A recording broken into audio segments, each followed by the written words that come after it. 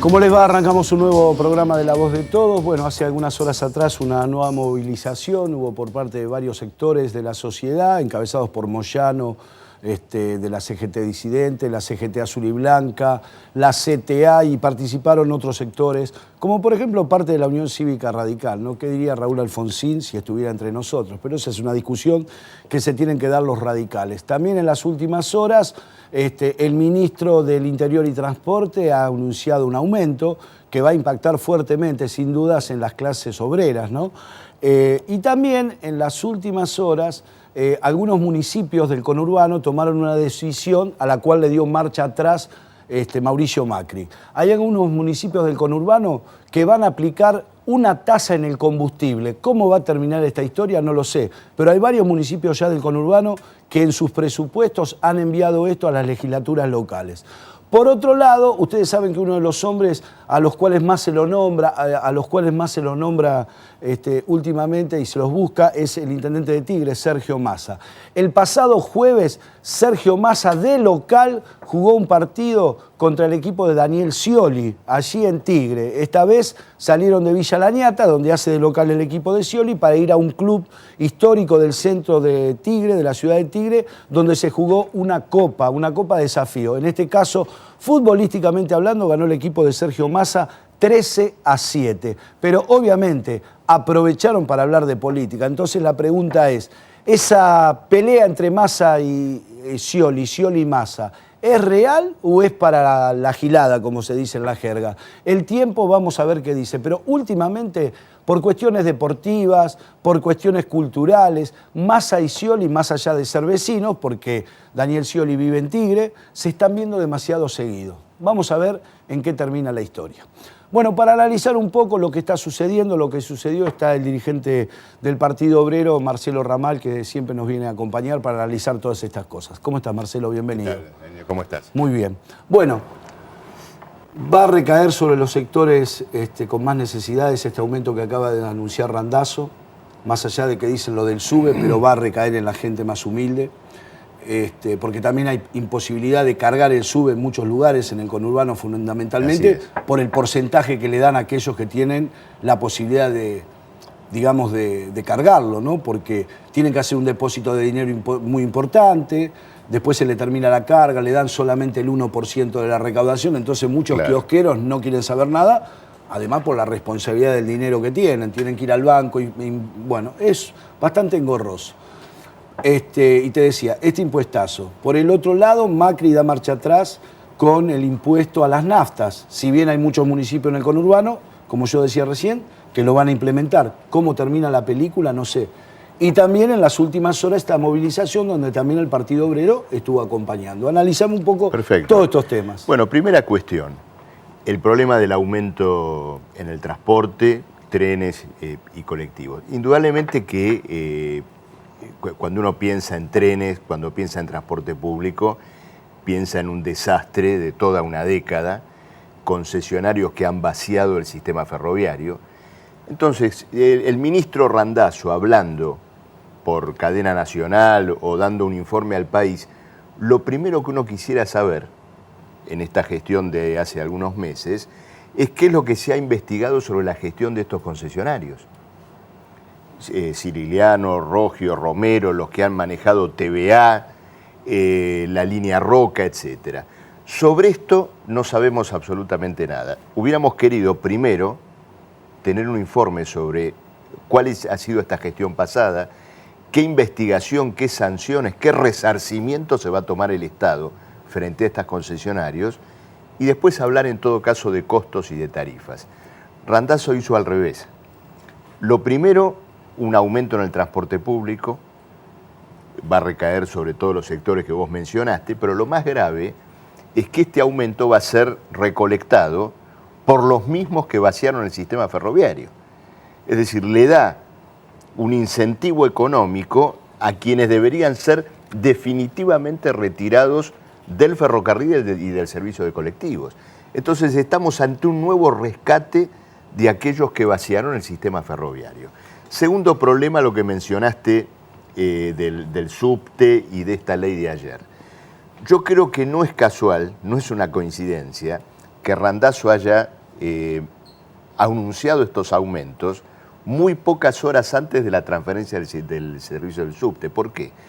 Porque esta transferencia del subte también viene acompañada con otro tarifazo, no digo en el cospel porque van a decir que soy muy jovato, en el boleto, en la tarjeta del subte, otro aumento, ¿no es cierto?, en la tarifa del subte, que para aplicarlo Macri necesita que los otros servicios de transporte levanten su valor, porque de lo contrario va a ocurrir lo que viene ocurriendo hasta ahora, que aumenta el valor del subte y cae la demanda de pasajeros.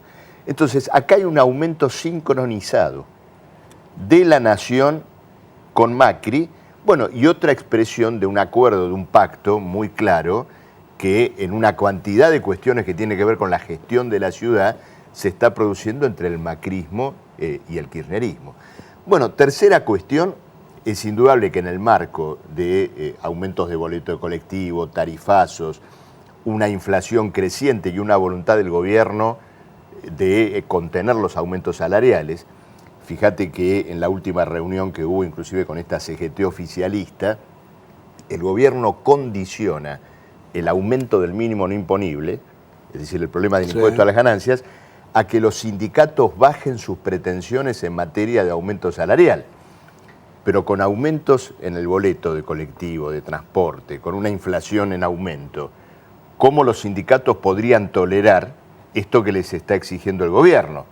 Aunque un conjunto de sindicatos completamente pegados al gobierno efectivamente lo está aceptando. Entonces, la inquietud social es enorme y en este cuadro se ha producido la marcha del día de ayer. La marcha ha tenido un gran contraste. Por un lado, esta expectativa popular, este reclamo frente al impuesto al salario, las jubilaciones, las asignaciones familiares, y la contracara es la de los convocantes y la de los oradores de la marcha, que no han dado una respuesta, una salida, una continuidad a estos reclamos, por un lado. Y luego, y creo que lo más lamentable, si la marcha no ha sido demasiado numerosa o si el empeño de los organizadores no fue muy grande, es porque lamentablemente los días previos, en vez de estar convocando a las bases a que concurran a movilizarse, Moyano, Micheli y demás pasaron sus horas reunidas con una serie de dirigentes políticos con los cuales creo que están preocupados en los armados electorales del 2013, con una personería electoral por parte de Moyano, con otras cuestiones y demás.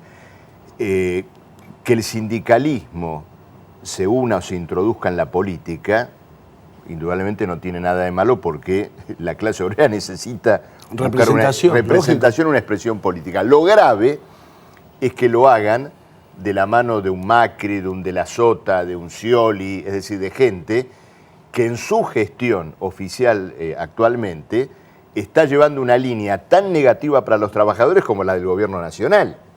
Entonces, la política de los trabajadores hacia el 2013 tiene que estar empeñada en desarrollar una alternativa política propia y por ese motivo es que con todas estas críticas a la marcha de ayer, el Partido Obrero y el Frente de Izquierda se hicieron presentes, porque además de los reclamos por el impuesto al salario y todo lo que yo te mencionaba, queríamos dejar muy claro ante los participantes de la marcha, muchos trabajadores que fueron, y ante la opinión pública en general, que en este país y en este 2013 que se inicia, la izquierda es alternativa política y va a disputar en esta gran crisis nacional. Ahora, ¿cómo ves que va a seguir el futuro? Porque si tomás un poco en cuenta, me gustaría como economista que me analices lo que yo acabo de plantear.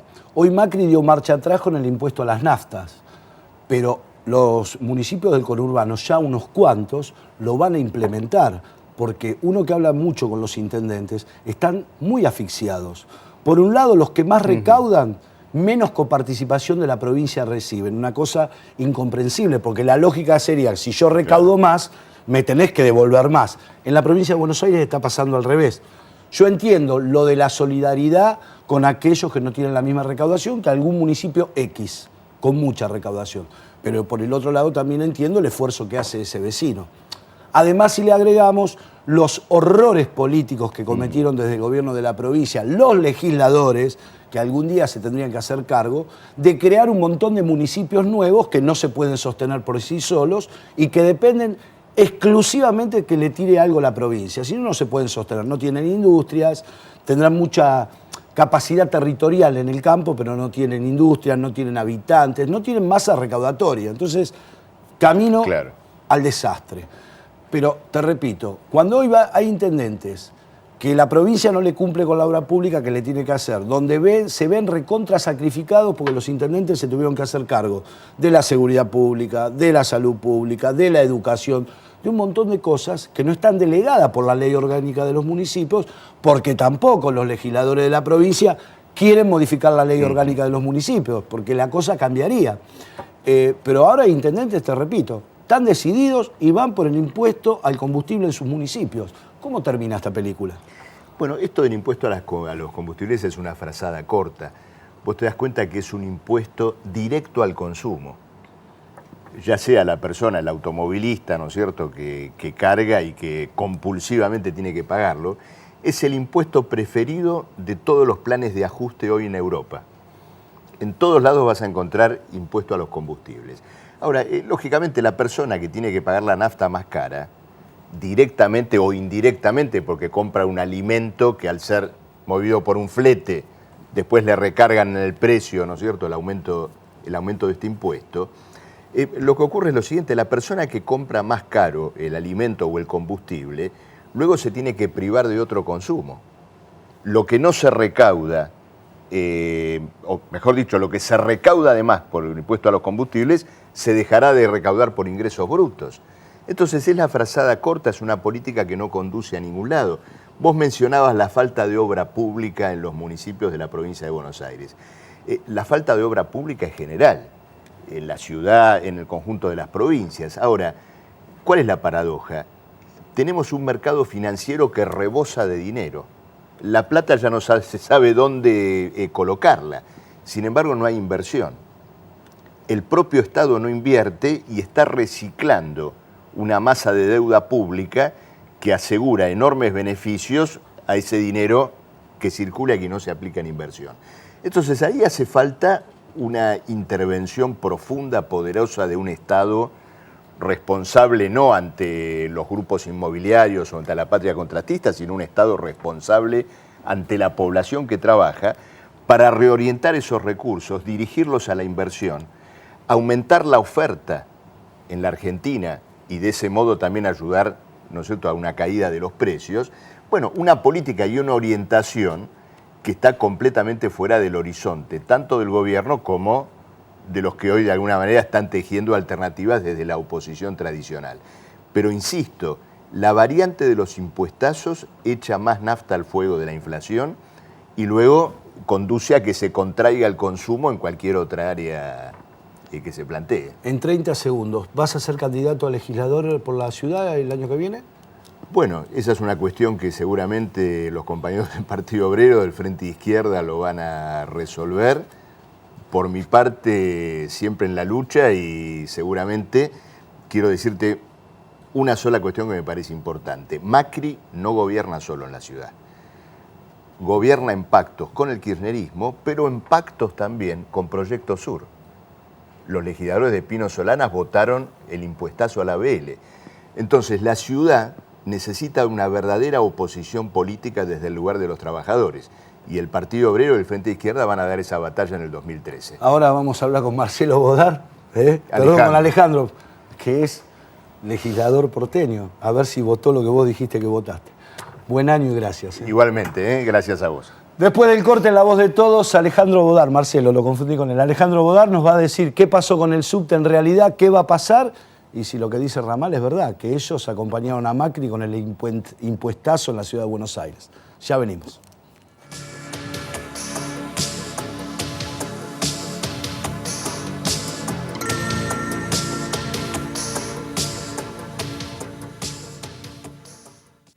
San Isidro también es cuidado desde abajo. Trabajamos año a año en la construcción de una red de prevención de inundaciones, con desagües en todas las localidades y defensas costeras en el río Reconquista y el río de la Plata. Los dos últimos grandes desagües construidos son conductos que se extienden por 17 kilómetros, atravesando todo el partido y cubriendo una zona con 150.000 vecinos de San Isidro. Estas obras no están a la vista, pero son esenciales para que las inundaciones sean solo un recuerdo. La trata de personas es explotación laboral, corrupción de menores, privación de la libertad y también prostitución. Si ves o sabes algo, llama al 911.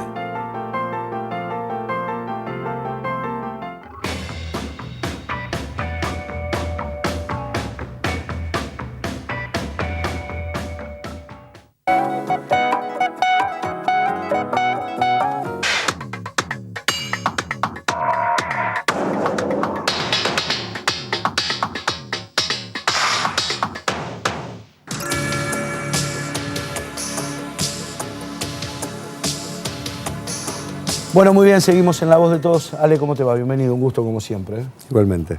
Bueno, ¿cómo votaste? Ramal dijo que ustedes votaron el impuestazo. No, bueno, yo voté en contra. Él se está refiriendo, creo, a la ley tarifaria y al Código Fiscal. En realidad la BL no se votó este año, se votó el año pasado y nosotros lo denunciamos mucho tiempo, lo votaron junto con el Frente para la Victoria, el PRO, el año pasado, y ya incluía cómo se iban a dar los aumentos el año que viene y 2 años más. O sea, estaba autorizado el PRO aumentar y por eso no está ligado a la votación.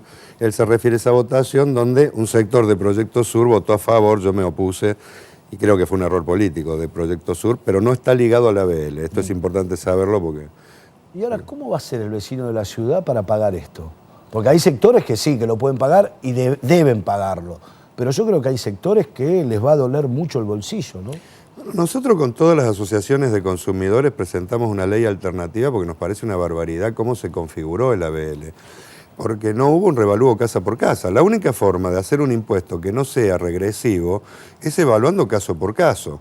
Y esto no se hizo en la ciudad, cuando tenían todas las posibilidades de hacerlo. Recordemos que hacer una encuesta nacional se hace en pocos días, en la ciudad en un solo día o 2 se podría haber hecho. Y esto hubiera impedido que se den grandes distorsiones. Por ejemplo, acá paga lo mismo una persona que tiene una propiedad, aunque esa propiedad la haya heredado, aunque esa propiedad, ¿no es cierto?, sea un bien de familia, que una persona que tiene 100 propiedades, porque no hay una política de que paguen más los que más tienen. Entonces se están dando una situación tremenda. El impuesto ya creció una barbaridad el año pasado y ahora cerca de un 100% para todos los sectores, ¿no es cierto?, populares. Si fuera solo ese impuesto, ¿no es cierto?, no sería nada, pero acaban de votar, por ejemplo, ahora para garantizar el traspaso del subte, una serie de impuestos más, y en una ciudad donde se les saca impuestos a los empresarios y se le pone cada vez más impuestos a la gente. Yo creo que esto es una cosa distorsiva. Y encima los servicios que se brindan no son buenos, porque si vos me decís la basura, que pagamos una barbaridad. Ahora, y cada vez se va a pagar más por el tema de la basura. Cada vez se paga más, pero vos ves una ciudad cada vez más sucia, y lo mismo con el tema de lo que hace a la iluminación, etc. O sea, baches por todos lados, o sea, no vuelve al vecino, sino que están buscando una forma, ¿no es cierto?, de recaudar y para utilizarlo para otras cosas, no para que vuelva al vecino. ¿Cómo terminó el tema del subte desde tu óptica? Mal. Terminó muy mal, ¿no? Muy mal. Hubo nuevamente, estamos en una coyuntura todos los fines de año donde el PRO y el kirchnerismo pactan y por esa vía salen un montón de leyes muy malas porque se terminan repartiendo un poco el negocio. Ayer, ¿qué se votó en relación al subte? Seguir con Metrovías.